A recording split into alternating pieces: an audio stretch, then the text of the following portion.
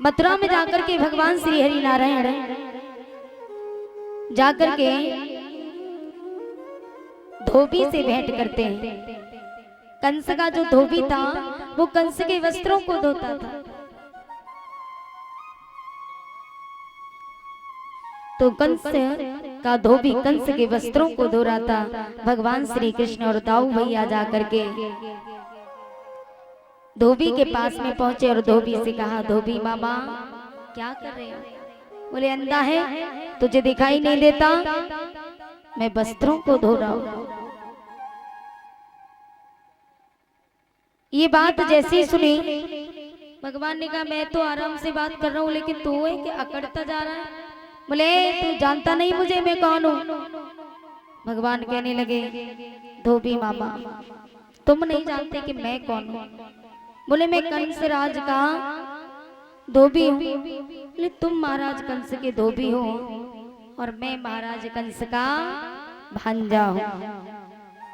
धोबी ने कहा होगा भांजा, ऐसे बहुत आते हैं तेरे जैसे। भगवान श्री कृष्ण धोबी से कहने लगे, मैं सीधी साधी बात कहूँ तू उल्टा सीधा कहता है। मेरे मीठे बचनों पर क्यों नालायक जहर उगलता है।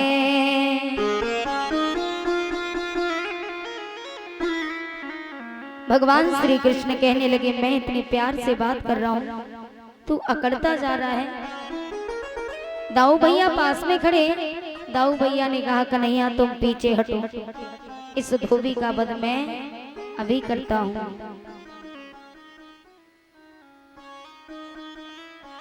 भगवान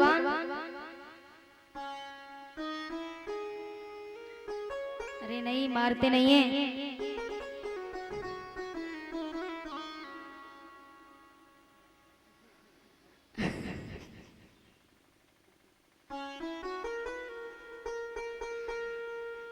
बोलिए गोविंद भगवान की। भगवान कन्हैया पास में खड़े। दाऊ भैया ने कहा, कन्हैया तुम पीछे हटो, इस धोबी का वध मैं अभी करता हूँ। भगवान श्याम सुंदर कहने लगे, दाऊ भैया धोबी का वध आप नहीं मैं करूंगा। जानते हो क्यों? क्योंकि इससे पुराने जन्म का हिसाब किताब बाकी है, वो पूरा करना, वो चुकता करना। दाऊ भैया ने कहा, मतलब मैं समझा नहीं। भगवान कहने लगे, दाऊ भैया याद करो, बात त्रेता युग की है। त्रेता युग में जब मैं राम था, आप लक्ष्मण थे, उस समय तुम्हारी भाभी सीता को इसी धोबी ने लांछन लगाया था। यही धोबी था त्रेता युग में। लेकिन तब मैंने इसे दंड नहीं दे पाया। जानते हो क्यों? क्योंकि उस समय मैं मर्यादा में था।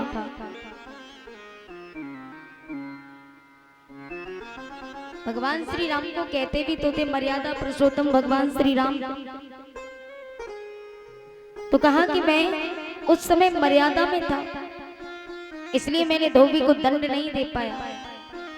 और यदि मैं धोबी को दंड देता भी, सारी प्रजा कहती कि राम ने राजा होने का फायदा उठा लिया।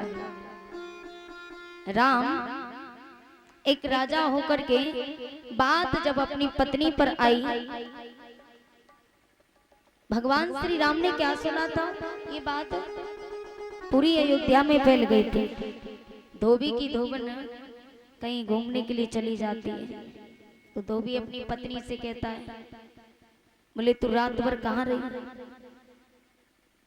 मैं राम नहीं हूं जो इतने दिनों तक सीता लंका में रहने के बाद भी राम ने सीता को घर में बिठा लिया। मैं राम नहीं, मैं तुझे घर में घुसने नहीं दूंगा।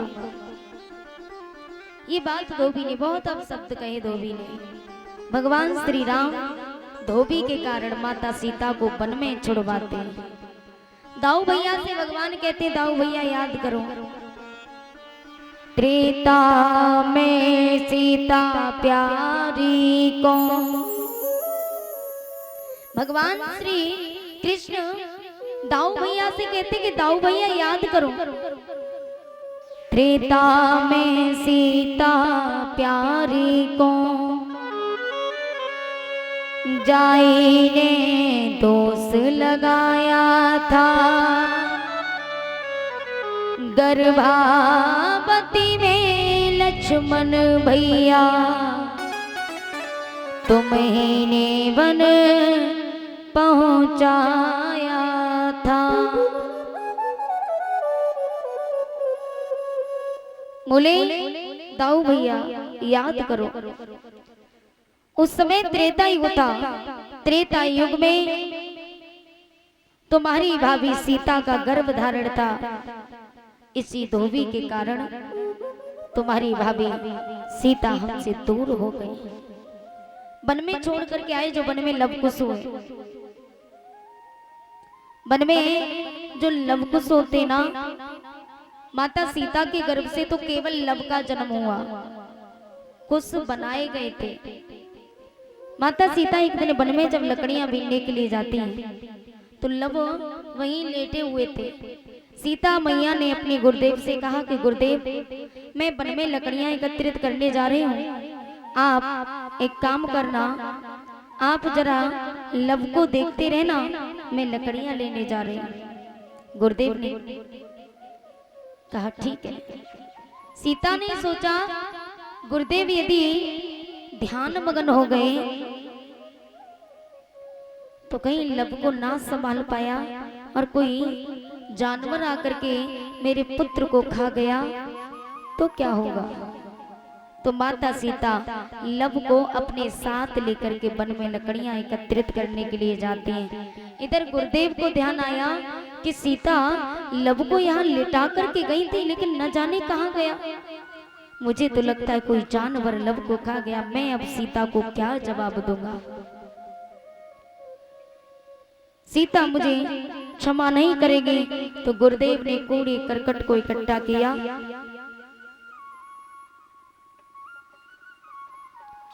कूड़े करकट को इकट्ठा करके गुरुदेव ने लव की भांति एक पुत्र बनाया, बिल्कुल लव के जैसा दिखने वाला पुत्र बना करके उसमें प्राण डाल दिए और वहीं लिटा दिया। माता सीता लौट करके आई, देखा ये पुत्र किसका है। गुरुदेव से पूछा, गुरुदेव ये पुत्र किसका है।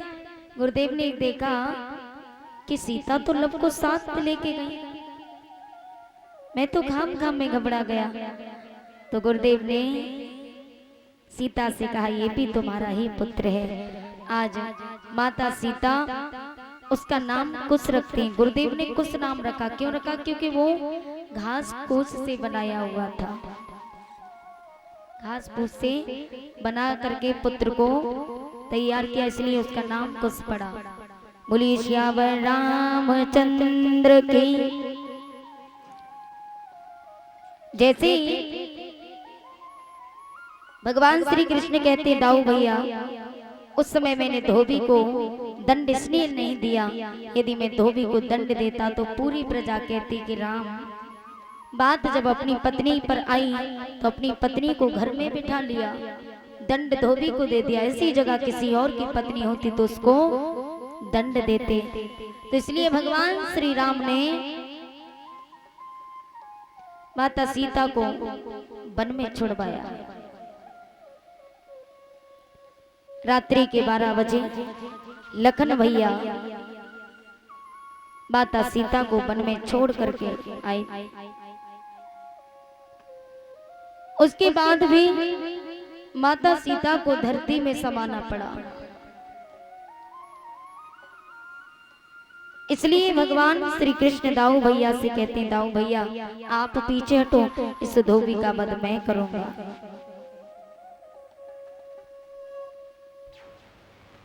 कि विधना तेरे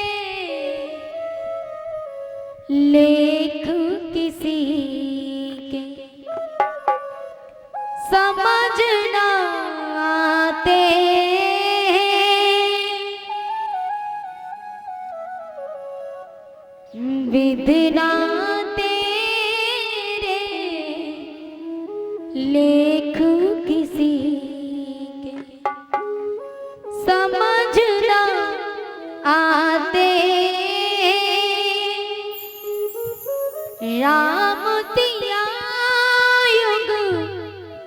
युग के साथी बिछड़े जाते हैं, हाँ,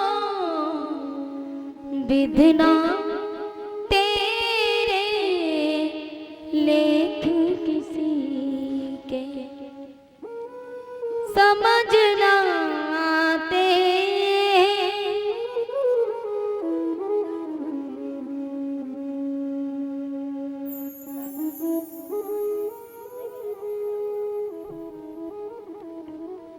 बोली बाके बिहारी लाल की जय जय श्री राधे।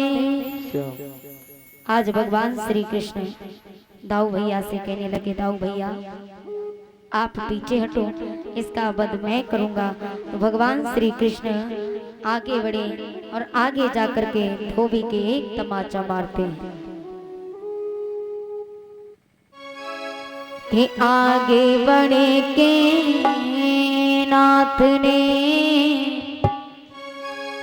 दयो तमाचा खींच, आगे बढ़े के नाथ ने दयो तमाचा खींच, लौट गया फिर भूमि पर गयो अमर दुर्नीच। प्रभु जी गयो अमर दुर्नीच।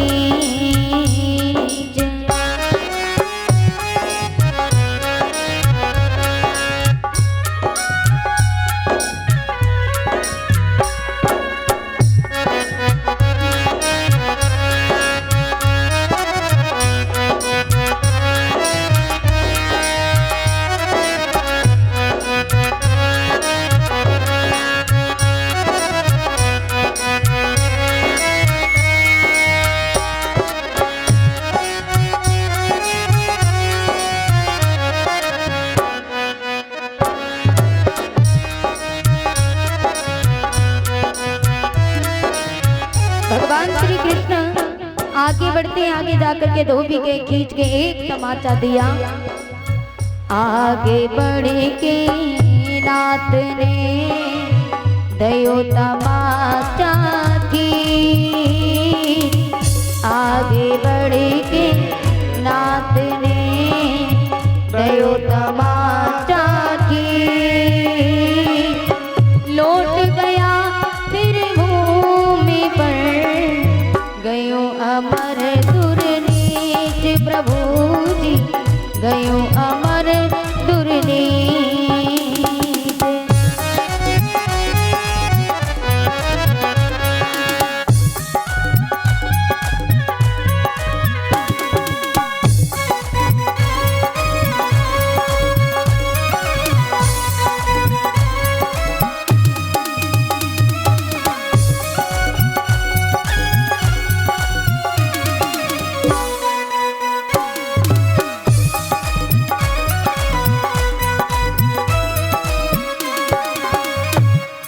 भगवान श्री कृष्ण ने धोबी के खींच के तमाचा दिया,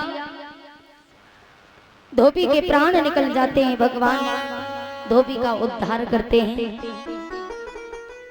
भगवान श्री कृष्ण उसके बाद वस्त्रों को धारण करते हैं तो वस्त्र ढीले हैं। वस्त्रों को पहन करके भगवान श्री कृष्ण दर्जी के पास में जाते हैं। दर्जी से वस्त्रों को टाइट करवाया और वस्त्रों को धारण किया। धारण करने के बाद भगवान श्री कृष्ण मथुरा नगरिया में सर्वप्रथम कुब्जा से भेंट करते हैं। कुब्जा 3 जगह से टेढ़ी थी। सृष्टि की जब रचना की थोड़ा सा कोरा करकट बचा हुआ था। सारे कुरूप को जोड़े जाने जाए ब्रह्मा जी ने सिरजा था। वो 3 जगह से टेढ़ी थी। ताई से नाम बको कुब्जा था।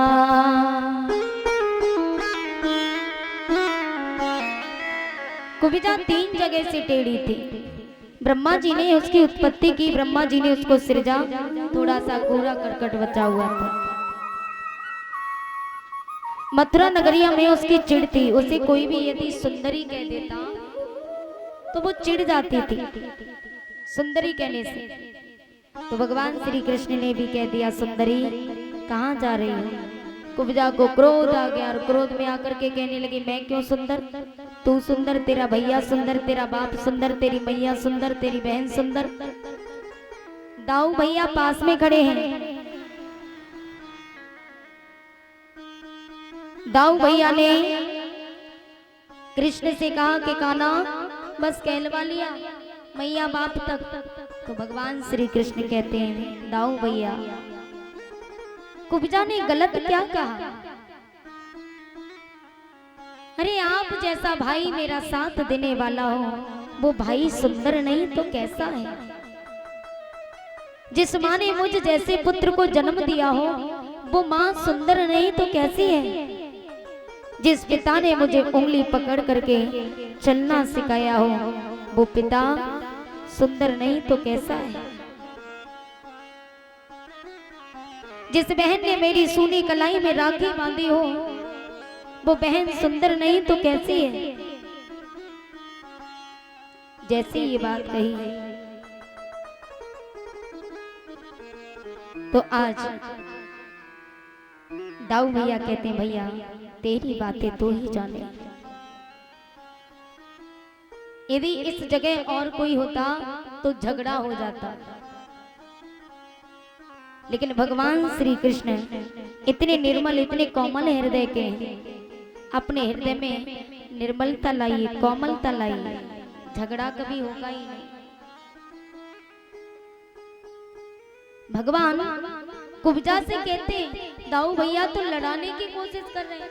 बोले इसने इतनी बड़ी बात कह दी, अम्मा बाप तक कह दी।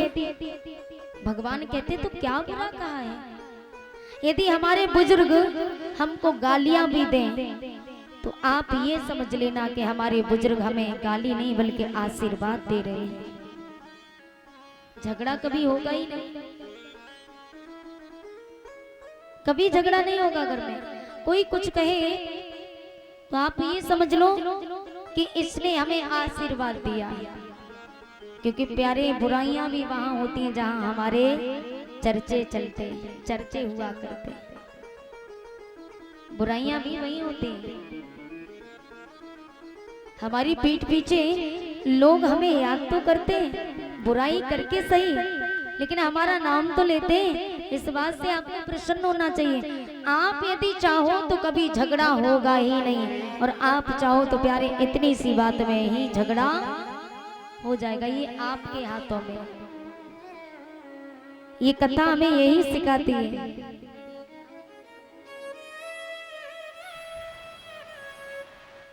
ये कथा हमें यही सिखाती है कि हमें बुजुर्गों की, बड़ों की बात सुननी चाहिए। हम छोटे हैं, है ना, तो छोटों को भी। और यदि मनुष्य तो प्यारे एक गलती का पुतला है, मनुष्य गलती का पुतला है, अक्सर करके हो ही जाती है।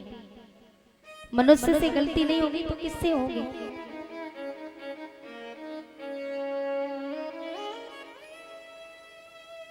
यदि वो गलती करके भी सुधर जाए, उसी को इंसान कहते हैं। किसी के काम जो आए उसे इंसान कहते हैं। किसी के काम जो आए उसे इंसान कहते हैं। किसी के काम जो आए उसे इंसान कहते हैं। कहना है कि मंदिर में पूजा करो, तीर्थ करो हजार, कि मंदिर में पूजा करो, तीर्थ करो हजार, दिल में दया धर्म नहीं तो मानव सब सब वह का। दिल में दया धर्म नहीं तो मनवा सब कुछ है बेकार। किसी के काम जो आए उसे इंसान कहते हैं। काम जो आए उसे इंसान कहते हैं। किसी के काम जो आए उसे इंसान कहते हैं। किसी के काम जो आए उसे इंसान कहते हैं।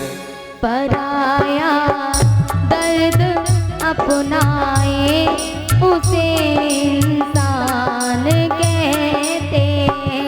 पराया दर्द अपनाए उसे इंसान कहते हैं।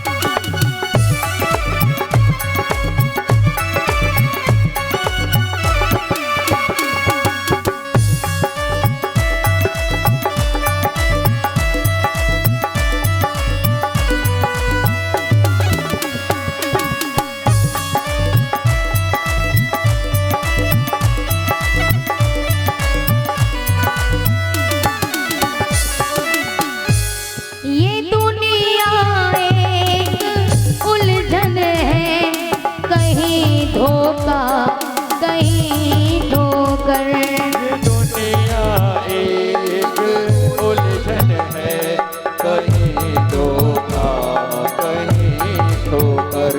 ये दुनिया एक उलझन है, कहीं धोखा कहीं ठोकर। ये दुनिया एक उलझन है, कहीं धोखा कहीं ठोकर। कोई हंस हंस के जीता है, कोई जीता है रो रो कर। कोई हंस हंस के जीता है, कोई जीता है रो रो कर। लेकिन प्यारे जो मुश्किल में ना घबराए, यदि मुश्किलें आई है उसमें भी घबराए नहीं, वही इंसान होता है। मुश्किलों का सामना कीजिए, संघर्ष कीजिए, इसी को जीवन कहते हैं। जो मुश्किल में ना घबराए उसे इंसान कहते हैं। जो मुश्किल में न घबराए उसे इंसान कहते हैं। किसी के काम जो आए उसे इंसान कहते हैं।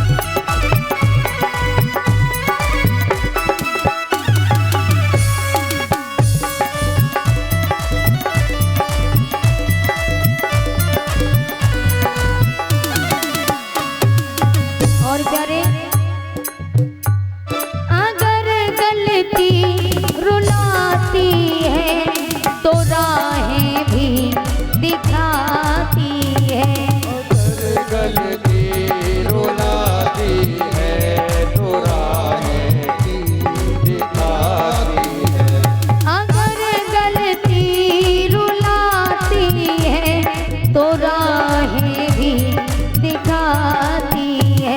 अगर गलती रुलाती है तो राहें भी दिखाती है। मनुष्य गलती का पुतला है, ये अक्सर हो ही जाती है।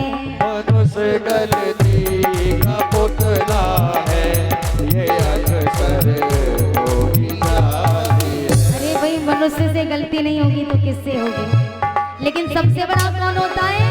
क्षमा करने वाला। सबसे बड़ा क्षमा करने वाला कहलाता है।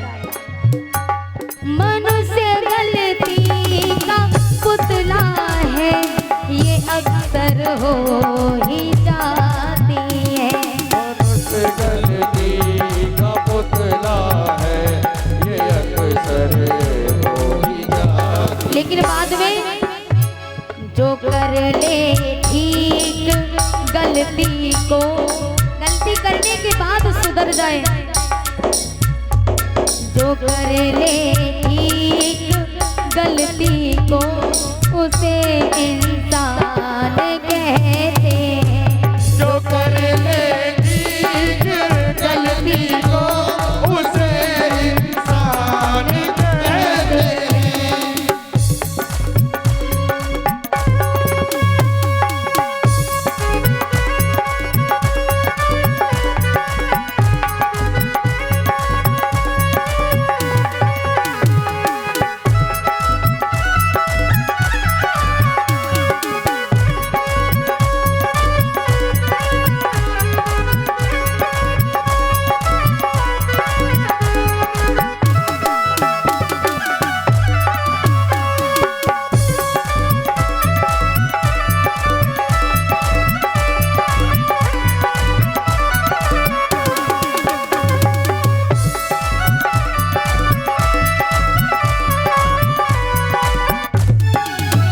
और करे यूं भरने को तो दुनिया में पशु भी पेट भरते हैं।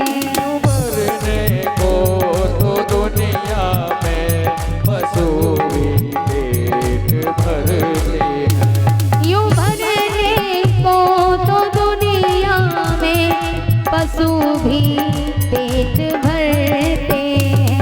मरने को तो दुनिया में पशु भी पेट भरते हैं। लिए इंसान का दिल जो, वो नर परमार्थ करते हैं।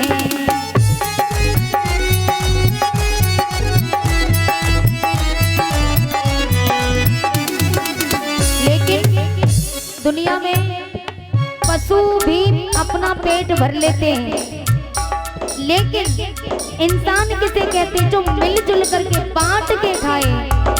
पथिक जो बांट कर खाए, पथिक जो बांट कर खाए, उसे इंसान कहते हैं। पथिक जो बांट कर खाए, उसे इंसान कहते हैं। माने मिलजुल करके खाने वाले को इंसान कहते हैं। किसी के काम जो आए, उसे इंसान कहते हैं।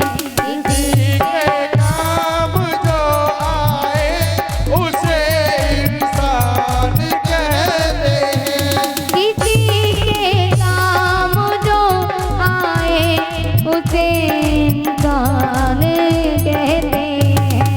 किसी के काम जो आए, उसे इंसान कहते हैं। पराया दर्द अपनाए, उसे इंसान कहते हैं। पराया दर्द अपनाए, उसे इंसान कहते हैं। किसी के काम जो आए, उसे इंसान कहते हैं। किसी किसी के काम जो आए, उसे इंसान कहते हैं। किसी के काम जो आए उसे इंसान कहते हैं। बोलिए बाके बिहारी लाल की जय हो। गाने से नसें तन जाती तो और ज्यादा गर्मी लगती है।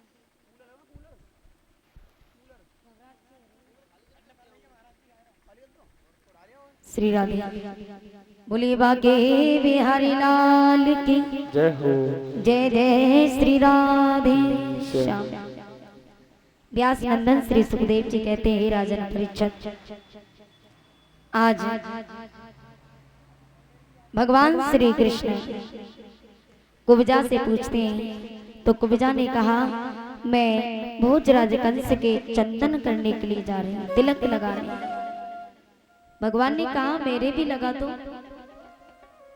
कुब्जा भगवान के मस्तक तक नहीं पहुंचती। भगवान ने क्या किया, भगवान ने एक पांव कुब्जा के पैर पर रखा, एक हाथ ठोड़ी पर लगाया और झटका दिया। कुब्जा एकदम से सीधी खड़ी हो गई। बोली गोविंद भगवान की। मोहन के हाथ लगाते कुबड़ी मिट के छबिमान भई। फट गया एकाएक परदासा, वो दासी देवी समान भई। आज कुब्जा इतनी सुंदर बन जाती, इतना सुंदर रूप है कुब्जा का। भगवान श्री कृष्ण आगे मथुरा में बढ़े तो कंस ने कुबलिया पीढ़ हाथी को खड़ा रखा था। भगवान आगे बढ़े तो आगे जाकर के कुबलिया पीढ़ भगवान को मारने के लिए खड़ा था। भगवान ने कुबलिया पीढ़ हाथी की सूंड पकड़ी, चारों दिशाओं में घुमाई, अंबर में छोड़ दी, प्राण निकल गए।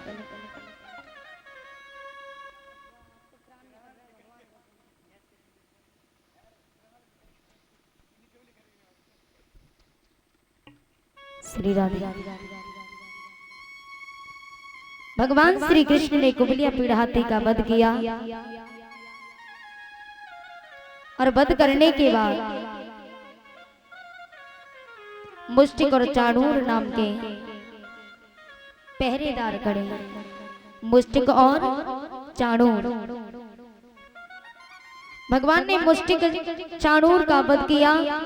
कृष्ण और बलराम ने उसके बाद भोजराज कंस के पास में पहुंचे तो भोजराज कंस आज भगवान को देखता तो जोर जोर से हंसने लगा। ये तुच्छ सा बालक मुझे मारने आया है, ये मुझे मारेगा।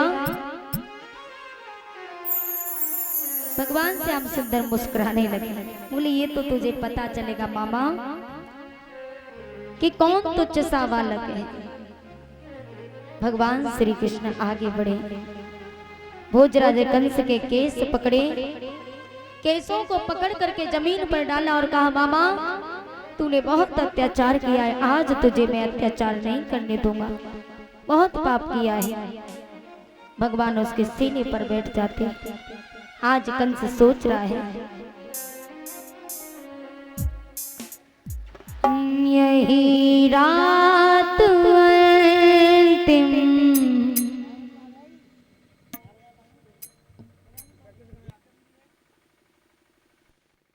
यही रात भारी,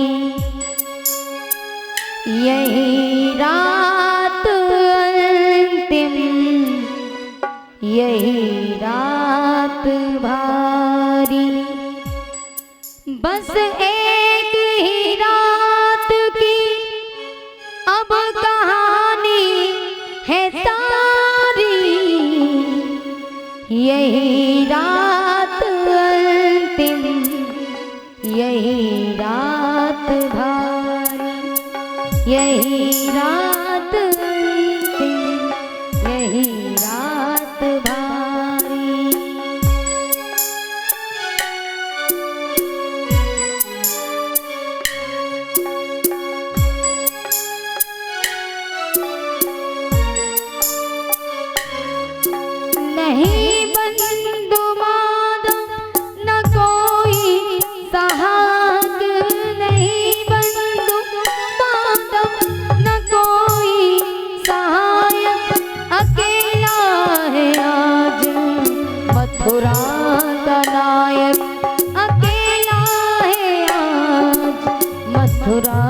का नायक। सभी रतन बहुमूल्य रण में गवाए, लगे घाव ऐसे कि भर भी न पाए, लगे घाव ऐसे कि भर भी न पाए।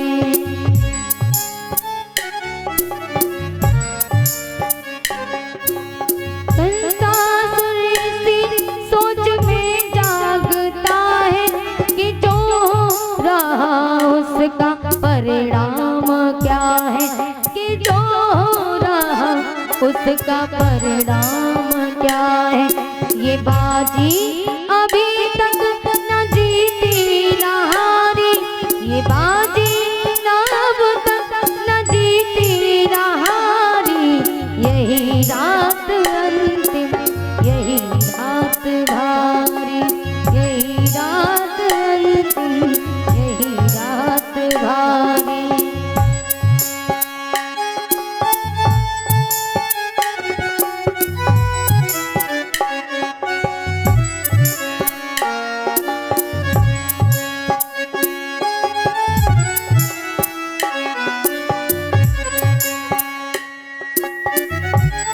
हो भगवान मानव तो समझेगा इतना, भगवान मानव समझेगा इतना कि मानव के जीवन में संघर्ष कितना, कि मानव के जीवन में संघर्ष कितना। विजय अंततः धर्म वीरों की होती, विजय अंततः धर्म वीरों की होती, पर इतना सहज भी नहीं है ये मोती, पर इतना सहज भी नहीं है ये मोती। बहुत हो चुकी युद्ध में व्यर्थ हानि, बहुत हो चुकी युद्ध में व्यर्थ हानि।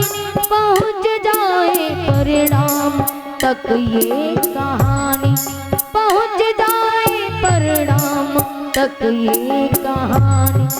भजन पूर्ण हो देवता हो सुखारी, भजन पूर्ण हो देवता हो सुखारी। यही रात अंतिम, यही रात भारी, यही रात अंतिम, यही रात भारी।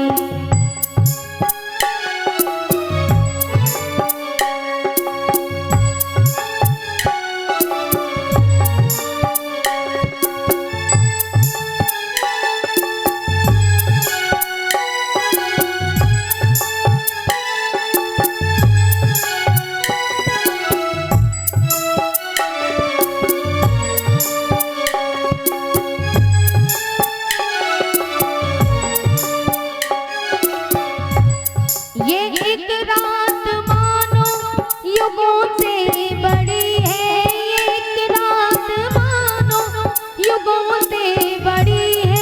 ये देवकी के धीरज की अंतिम कड़ी है, ये देवकी के धीरज की अंतिम कड़ी है।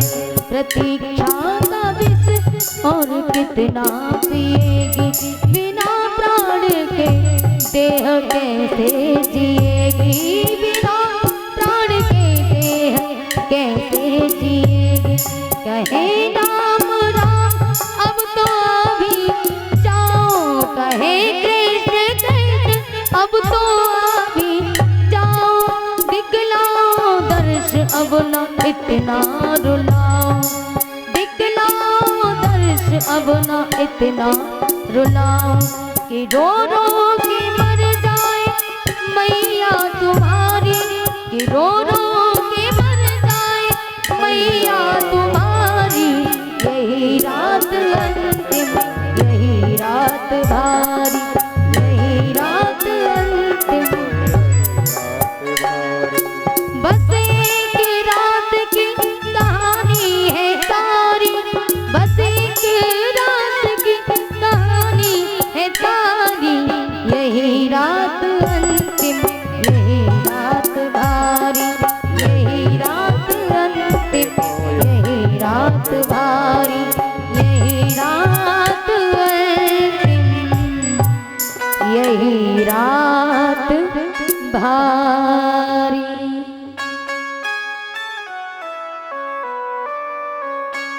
आज भगवान श्री कृष्ण ने कंस के सीने में घूंसे मारना प्रारंभ कर दिया, घूंसों का प्रहार किया। कंस ने जब अपने प्राण त्यागे तो मरते समय भगवान का चतुर्भुजी रूप का दर्शन किया। कंस का वध करने के बाद जय जयकार होने लगी, अस्थि प्राप्ति रोने लगी। भगवान श्री कृष्ण जेलों में जाकर के अपनी मैया, अपने बाबा और नाना नानी को जेलों से छुड़ाते। जेलों से छुड़ाने के बाद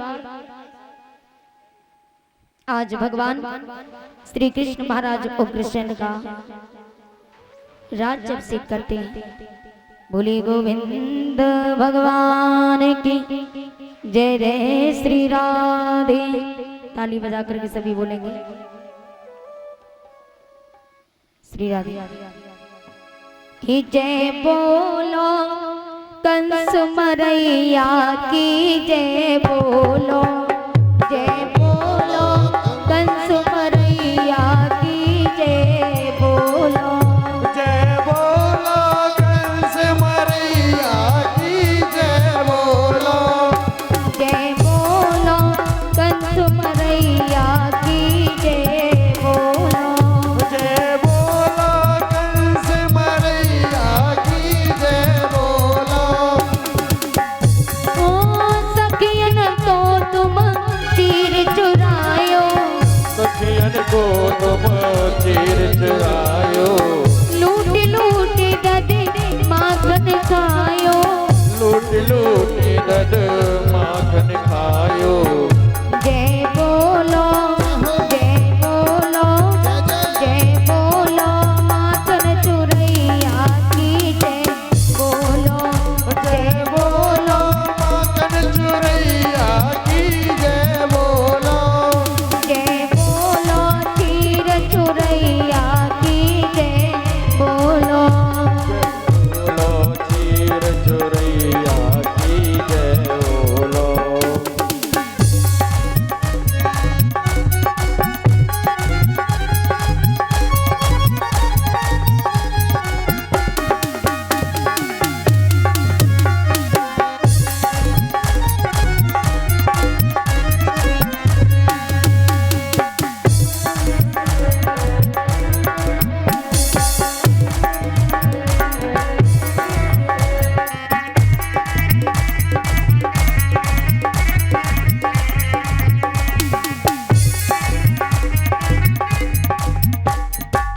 सखियन के संग रात रचायो, सखियन के संग रास रचायो, नागनाथ रेती में डालियो, नागनाथ रेती में डारो।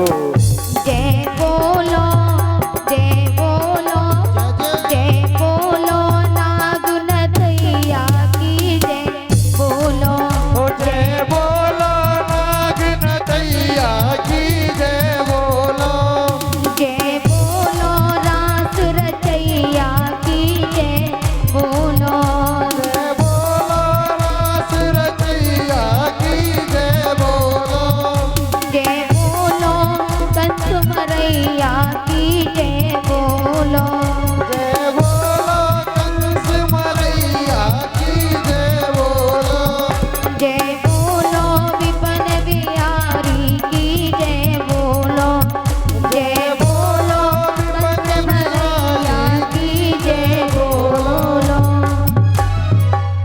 बोलिए बाल कृष्ण भगवान की जय जय श्री राधे।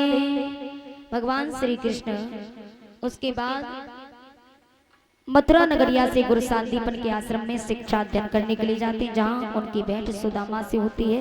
इससे आगे की कथा संध्या को होगी और आज संध्या को रुक्मणी मंगल होगा, रुक्मणी विवाह और सुदामा चरित्र झांकी के साथ बड़ी सुंदर झांकी दिखाई जाएंगे।